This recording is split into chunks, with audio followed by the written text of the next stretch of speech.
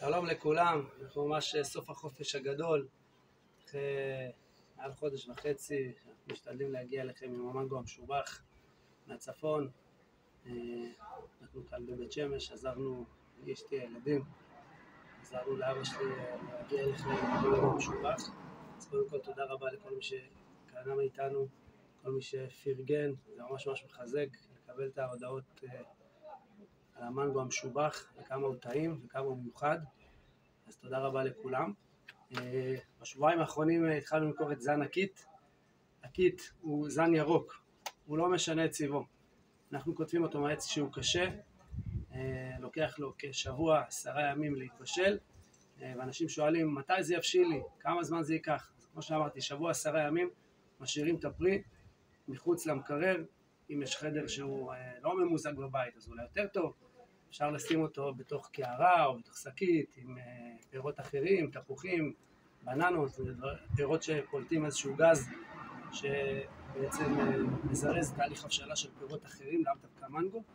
והזן הזה, צורת ההבשלה שלו היא בעצם דומה קצת לאבוקדו. נראה לכם דוגמה. יש פה, זה קשה, כמו שאתם קיבלתם אותו, שבוע 10 ימים, המנגו כבר רך. אפשר ממש לחוץ עליו ולהרגיש, כן, איך האצבע ככה נכנסת, אז לא לחכות שזה יהיה ממש מים.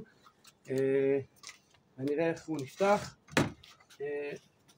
המנגו, כמו שאמרתי, נשאר ירוק, אבל הוא רך ובטעם בהחלט משובח, כל אחד איך שהוא אוהב. יש כאלה שאוהבים קוביות, יש כאלה שאוהבים פלחים, אבל פשוט להתענג על המנגו. מה כן צריך לשים לב? לפעמים זה נראה לנו רך, כאילו קצת זז, אבל צריך לחכות ממש שהוא יהיה רך. אם אני אחתוך את זה, שהוא טיפה, הוא נראה כאילו מתחיל להתרכך, אבל הוא לא באמת בשל. אתם יכולים לראות את הבדלי הצבע, הוא הרבה יותר צהוב בפנים, צהוב לבן, וזה, אם הייתי מחכה איתו עוד כמה ימים שהוא יגיע לרמת רכות כזאת, אז הוא היה כתום כזה וטעים. אז זהו, אז אנחנו ממש בסוף החופש הגדול, ביום ראשון חוזרים לשגרה, וברוך השם יש עוד פרי על העצים.